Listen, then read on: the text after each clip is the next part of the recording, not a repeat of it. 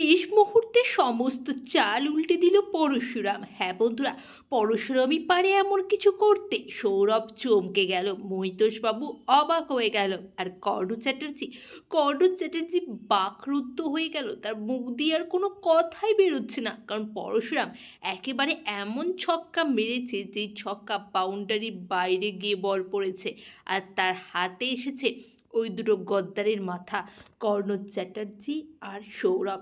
দুজনকে দুদিকে ধরলো, দুজনের কলার দুটোকে ধরলো পরশুরাম, দিয়ে টানতে টানতে নিয়ে গেল ওইদিকে তটিনী।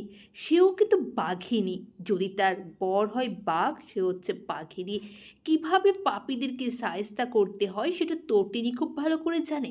ওইদিকে আরুষির দিকে তারা আঙুল তুললো, যে ওই দিন সমস্ত কিছু আরুষি দেখেছিল, তাও সত্যিটা কাউকে বলেনি। কেন বলেনি? ওই বিজিতের মতন ক্রিমিনালের প্রতি ভালোবাসা থেকে। ওইদিকে ওইদিকে আমাদের সৌরভ, স্পেশাল ব্রাঞ্চ অফিসার, যার লক্ষ্য পরশুরামকে সরিয়ে ফেলা, কিন্তু তারই স্বপ্ন আর পূরণ হলো না। ওইদিকে পরশুরাম যে বরপ্রাপ্ত, যাকে হারানো অসম্ভব, সেটা সে আরও একবার প্রমাণ করে দিল।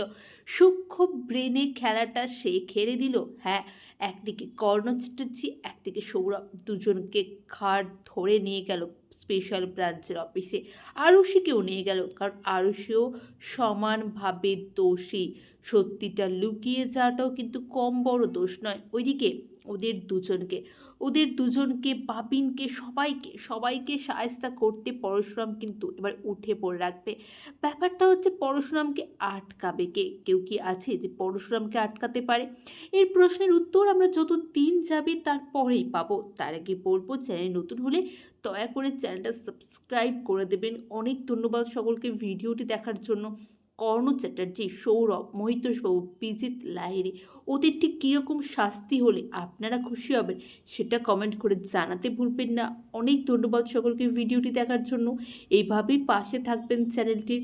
অনেক ধন্যবাদ জানাই। সকলে খুব ভালো থাকুন, সুস্থ থাকুন। আমার চ্যানেলটি